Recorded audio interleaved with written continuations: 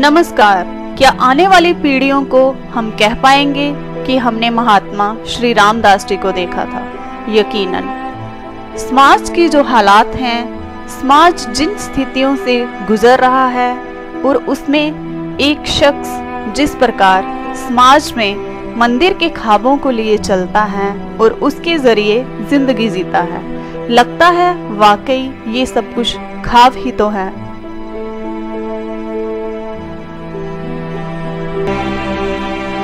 तो महात्मा श्री रामदास जी के बहाने धर्म, श्रद्धा, आस्था, आध्यात्मिकता, आस्तिकता या फिर यूं कहिए उनकी मंदिर के प्रति आस्था के किस्से कौन नहीं जानता, लेकिन उस आस्था के पीछे क्या दास्तान थी, संघर्ष की, सादगी की और गजब के समर्पण की। महात्मा श्री रामदास जी हमारे बीच नहीं हैं, मगर उनकी ये जीवनी हमारे समाज के लिए सदियों तक प्रेरणा देने वाली है। तो आइए श्री रघुनाथ मंदिर प्राट के परम भक्त कहलाने वाले महात्मा श्री रामदास जी की जिंदगी के ये पहलू आपको दिखाते हैं।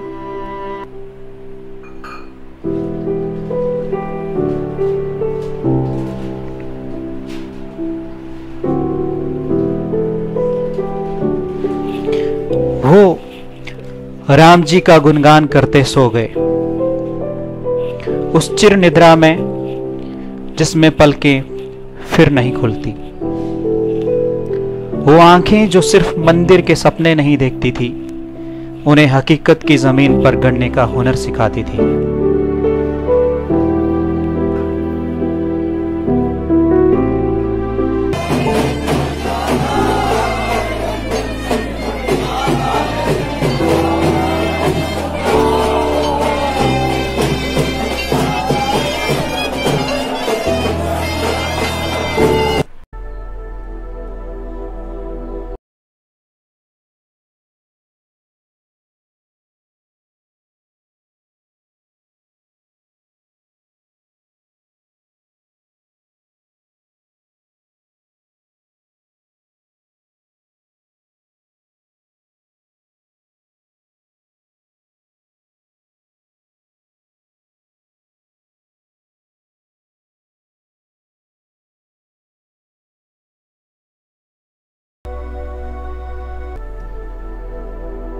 महात्मा जी के मूल नाम रामदास से सभी लोग परिचित नहीं हैं। ज्यादातर लोग उन्हें महात्मा जी संबोधन से ही पुकारते थे।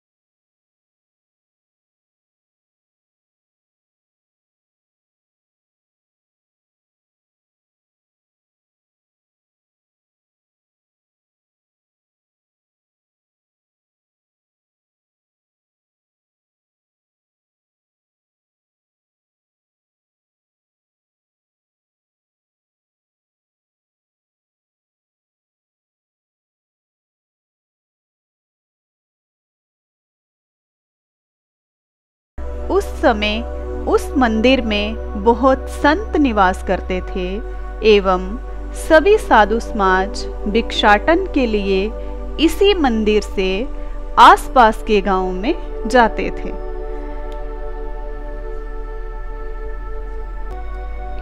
मंदिर में भक्ति भाव से रहते हुए महात्मा जी बता रहे थे कि वहां एक गौशाला भी थी जिसमें बहुत सारी गायें थी एवं स्थानीय निवासी उस गौशाला में घास आदि दान करने के लिए आते थे।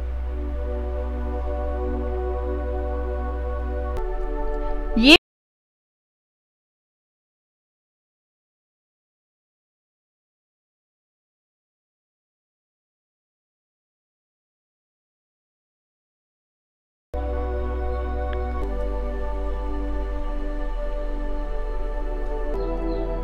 शिव काशी आश्रम के विकास को देखकर महात्मा जी ने उस स्थान के बारे में बताया था कि यहाँ किसी समय जंगल एवं बांग हुआ करती थी एवं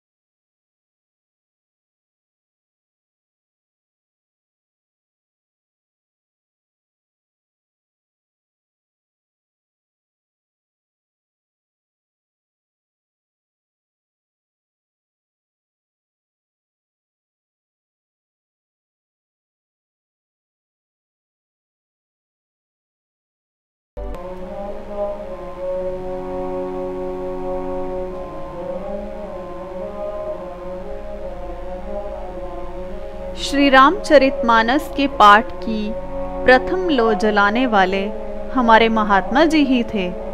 गांव में श्री रामचरितमानस का पाठ होना शुरू हुआ।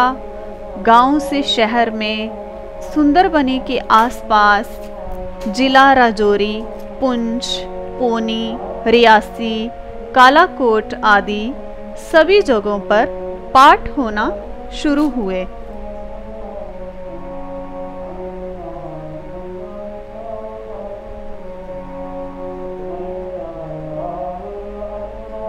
उन दिनों पाठ किसी स्पीकर की सहायता से नहीं होते थे।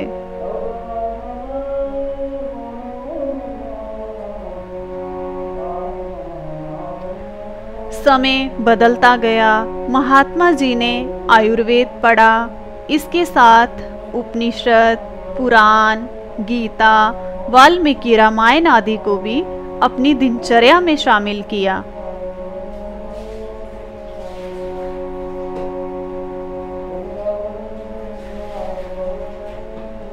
महात्मा जी अध्ययन की विधि बहुत उत्कृष्ट थी।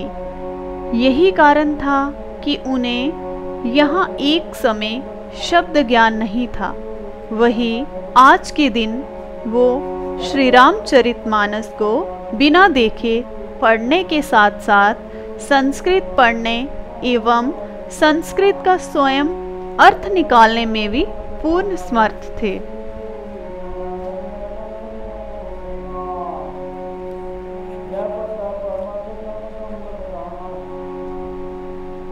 महात्मा जी कुछ ग्रंथों को बिना देखे पढ़ सकते थे, जैसे रामायण, श्री रामचरितमानस, गीता, श्रीमद् भागवत पुराण आदि मुख्य रूप से।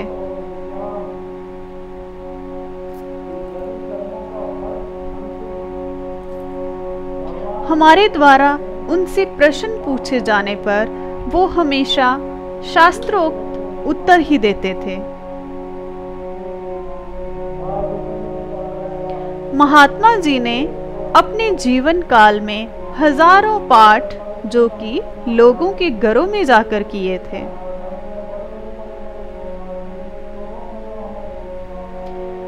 ये परंपराएं जैसे किसी त्योहार, खुशी, गम आदि पर श्री रामचरितमानस का पाठ उन्हीं के द्वारा शुरू की गई।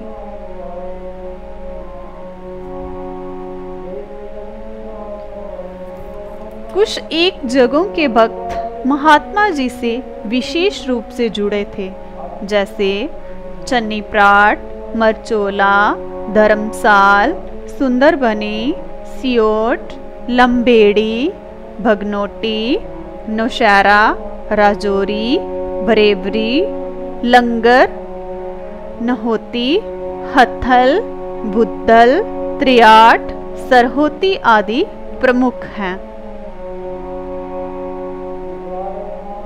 उन दिनों में महात्मा जी ने मंदिर से माता वैष्णो, शिव खोड़ी आदि की भक्तों संग पद यात्रा भी की थी।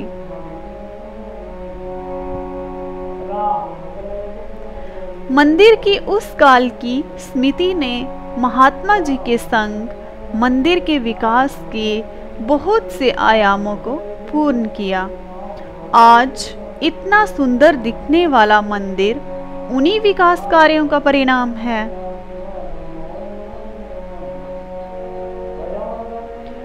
मंदिर में पहले मिट्टी के तेल से उजाला किया जाता था।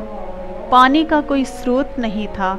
लोग जंगली रास्तों से गुजरकर मंदिर पहुंचते थे। इन सब मूल सुविधाओं को स्मृति ने संज्ञान में लेते हुए पूर्ण किया।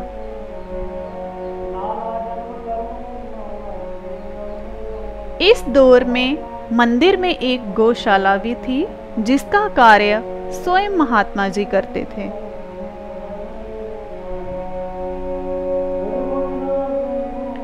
मंदिर 2 मंजिला था।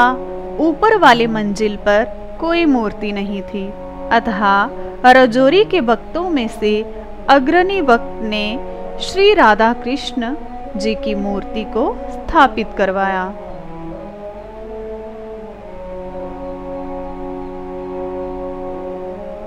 मंदिर के ऊपर विशाल पेड़ उग जाते थे, जिससे उनकी जड़ों द्वारा मंदिर की छत कमजोर हो रही थी एवं वर्षा जल मंदिर के अंदर आ जाता था। अतः मंदिर के छत की मरम्मत अति आवश्यक थी। उस समय में उपलब्ध साधनों से मंदिर के छत को ठीक किया गया।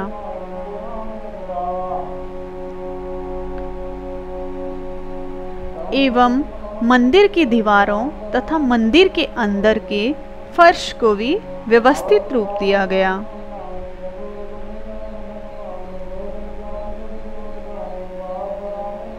मंदिर के ऊपर पेड़ों का उगना बंद हो गया। इस समय तक मंदिर के अनेकों भक्त हो चुके थे।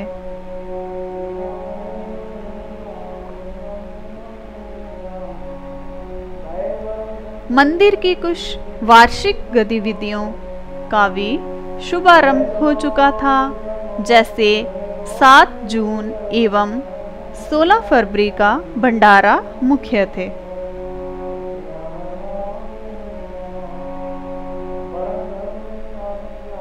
भंडारे में लोगों का अधिक संख्या में जुड़ना मंदिर के विकास कार्य में मील का पत्थर सिद्ध हुआ। इस दौरान बहुत सी योजनाएं बनाई जाती थी जो मंदिर विषयक ही होती थी।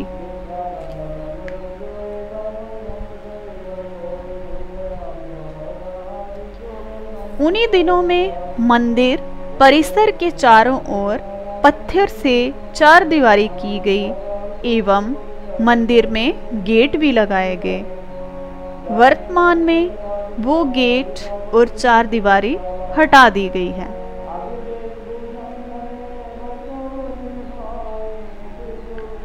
मंदिर में बिजली पानी का आना मंदिर विकास में मुख्य कार्य था। मंदिर में अक्सर सांप, बिच्छू आदि निकल जाते थे। बिजली के आगमन से थोड़ी सुरक्षा ज्यादा हो गई।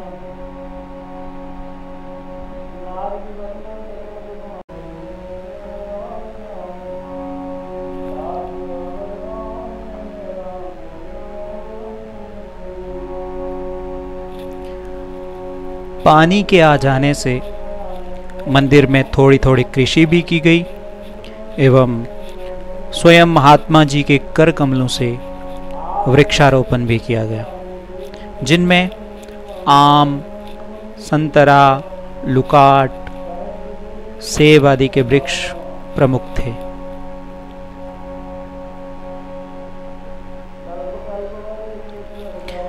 मंदिर में एक समय था जब रात के समय क्या दिन को भी कोई नहीं आता था, किंतु महात्मा जी के आगमन से अब रात के समय में भी भक्तों के रुकने की व्यवस्था हो चुकी थी।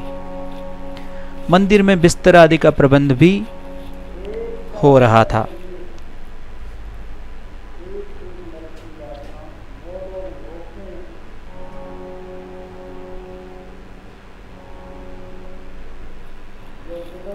किंतु मंदिर में रुकने के लिए उस समय ज्यादा मकान एवं आज की तरह फर्श आदि नहीं था, इसलिए ज्यादा लोग नहीं रुक पाते थे।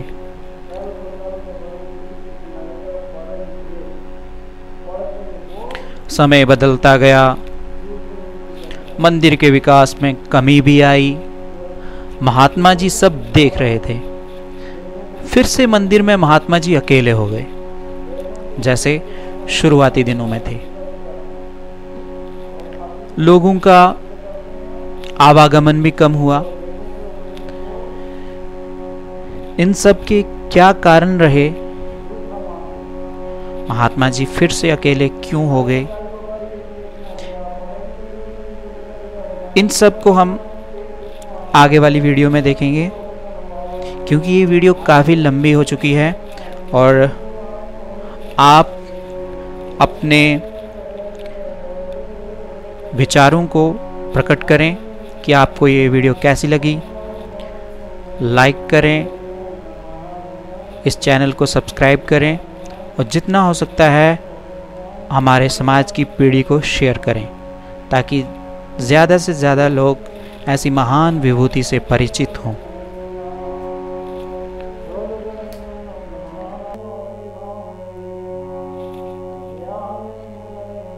धन्यवाद।